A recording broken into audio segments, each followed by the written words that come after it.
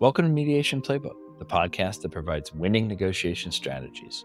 Join us as we explore the world of holistic negotiation from experts across business and industry.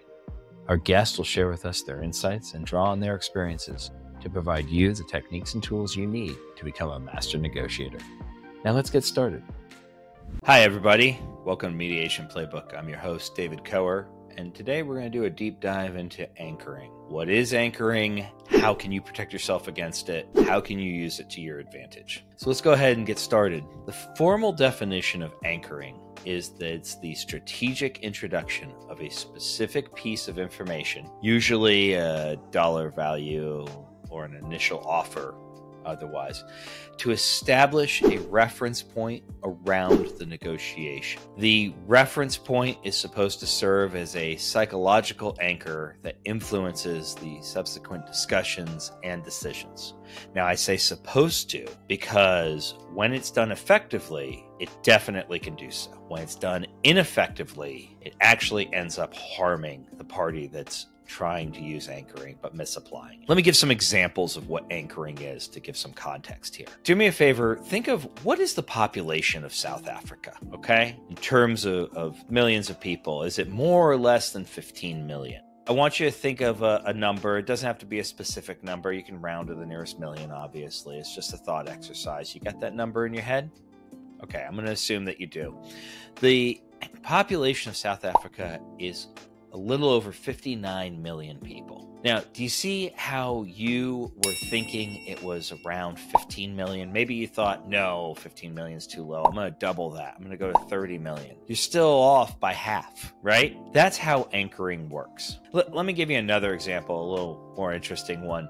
It's a riddle that my son told me the other day. You're driving down a hill and you see a grandmother and a baby in front of you. What do you hit? Now, not to be too morbid here, but this is supposed to get you anchored to the thought of having to hit one of the options provided in the scenario. Kind of like the trolley problem, which is a classic ethical dilemma. You're standing next to a switch box. There's a trolley that can go down one of two tracks. Certain people will die if it goes down one track because the trolley will hit them, or other people die if the trolley goes down the other track and hits them or that person. And you have to make that choice. That's why it's an ethical dilemma. Here, we're dealing with a riddle. Let me tell it again. You're driving down a hill and you see a mother and a baby in front of you. What do you hit? You hit the brakes. Now, the trick of this is that it was anchoring you to thinking that you had to hit something with the car, not you hitting something inside of the car. Let's get back to anchoring in negotiations. In the context of a negotiation, at its core, anchoring is about setting a reference point, something for where the conversation is going to move forward from. The impact of this, what's truly fascinating about anchoring to me, is that it does have this profound impact on the negotiation process. As absurd as it sounds, research shows that people rely heavily on the first piece of information that they receive when making decisions. And this cognitive bias of anchoring significantly influences the outcome of negotiations. So if it has this powerful effect, how can you protect yourself against it? Well, as Andre Garakanian of Silicon Legal Strategies said in our last episode, now how does this work? It's because most anchoring is unprincipled. People learn about the anchoring technique. They hear about the studies I just talked about a moment ago, and then they go, great, I'm going to offer up a number that I think would be good, picked out of thin air. Then to compound their problems, they'll often go into movie character, tough guy or tough gal negotiation mode and insist that they must stick to their made-up number. And to be honest, they got into this whole position by thinking that the whole thing is a script or a play to watch rather than thinking through the situation and making the most value of the research. So what's the point of all this? If you're going to go about anchoring, you want to anchor with justification. You can use anchoring, but do it in a principled way.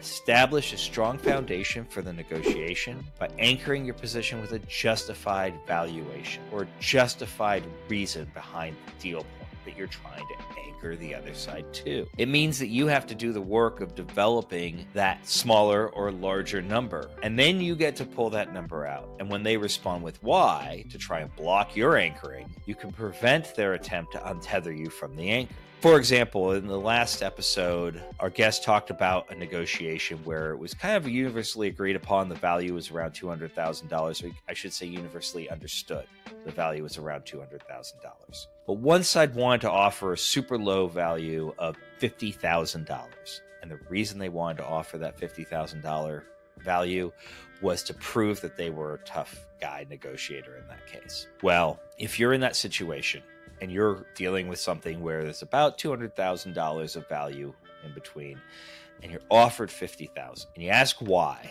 you'll either then get in response a hemming and hawing, a kind of avoiding of the issue, and then the other side negotiating against themselves. Or you'll get the person throwing up a big fight about it, making a big show. I've been in thousands of negotiations. I do hundreds of deals like this every day.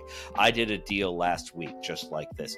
Yada, yada, yada. Lots of things like that. All performative, not giving you any real reason, no real justification for why this number, why 50,000. When it's understood, it's 200,000 of value. If you get that situation, the way to respond, in my opinion, is to come back with the counter. And the counter is an equal balance on the other side. So for example, 200,000 of value, they're offering 50. They won't give you a justification for their 50. They're just going to play tough guy or tough gal about it. You come back with 350. See what I did there? I just flipped that $150,000 delta to the other side. Now you've offered 350. They say this is ridiculous. We're at 50. You go, okay, let's talk a little bit about some real life examples of this. Anchoring, I think a classic example of anchoring is in the retail context. You'll see on an item, original price listed at something, it'll be crossed out, sale price. A lot of people do understand this because it's a simple and a simplistic form of anchoring. A little more sophisticated way is to put seen elsewhere at, right? What's the price at the competitor? Now, you don't have to offer up the competitor's sale price. You can offer the competitor's full price versus your sale price. But what you've done is you've given something that has some justification to it now. This is the price at a competitor. This is not the original price that I sold it at previously before I had to mark it down to the sale price to try and move product. That's a light form of justification. Another thing that we often see in negotiations are withholding concessions until late into the process. So, for example, you may have things start out and the price, the dollars involved may be moving along on a steady pace, but other deal points, other concessions may be held on to till the end. If there's a time limit on the negotiation, that is something you'll see a lot of times. People try to play with that. Also, have an understanding of what the timeline is that you're limited by and whether or not that is truly the deadline or it's just a perceived deadline. Okay, when you go through this exercise, a lot of times what you're going to find is that the concessions that are given up at the end in short order are actually things that were not as important to the other side. They were holding on to those as deal points for later in the negotiation. Don't get emotional in response. Don't look at this and go, wait a minute, they're playing games with me.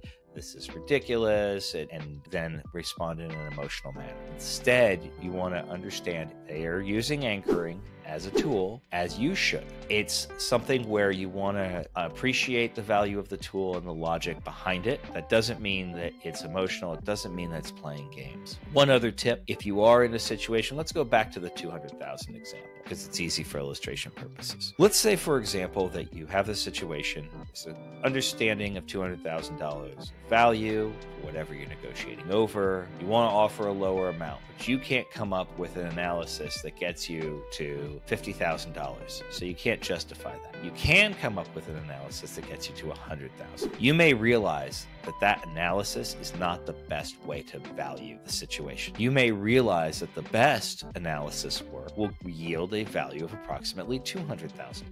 That does not mean that you cannot offer that $100,000. That does not mean that you cannot simply come back with that analysis that you believe is not as good as the $200,000 analysis. What it does mean is that you have to be prepared to defend that $100,000 number. And a $100,000 number that you can defend is going to be better for you than a $50,000 number that you can't defend, because a $50,000 number that you cannot defend is vulnerable to the why.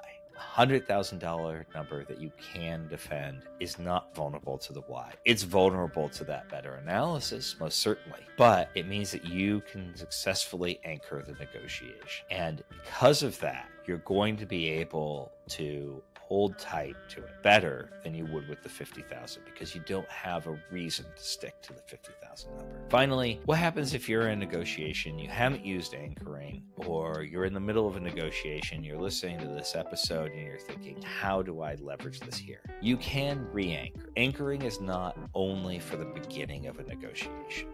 It can also be utilized in the middle of a negotiation. It's a little bit different to utilize, but the same thing applies. It's a principled number that you can justify sticking to. Again, it doesn't have to be the principled number that you stick to, because that is in fact the true value to be identified. It can be a principled number that you stick to because you have a good story to tell for that number. It can be principled deal points that you stick to because you have a good story to tell for why those deal points. But you have to have that justification to offer behind it. And if you have that, then you can anchor, and you can re-anchor the negotiation midway through by using these techniques. So to sum things up, anchoring is a powerful technique in negotiations. There definitely is a very real psychological effect.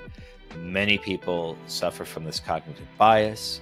Even sophisticated negotiators will suffer from this if they're not asking themselves the hard questions. But it's essential to use it wisely.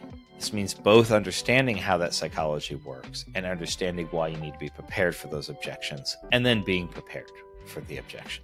And if you do this, then you can be ready to implement an effective strategy to tie your negotiation to your end of the spectrum, while still fostering the possibility of mutually beneficial outcomes from the negotiation. That wraps up today's episode of Mediation Playbook. I hope that you've learned something new and gained some valuable insights into the power of anchoring and how you can leverage it to achieve your negotiation goals. Join us next time as we explore more of the fascinating world of negotiations. Until then, thank you. Thanks for tuning in. If you found our show valuable, please subscribe to our YouTube channel for exclusive video content. We love hearing our listeners' thoughts and suggestions on guests or topics for future episodes, so please leave us a review on Apple Podcasts or comment on Spotify, and we will catch you on the next one.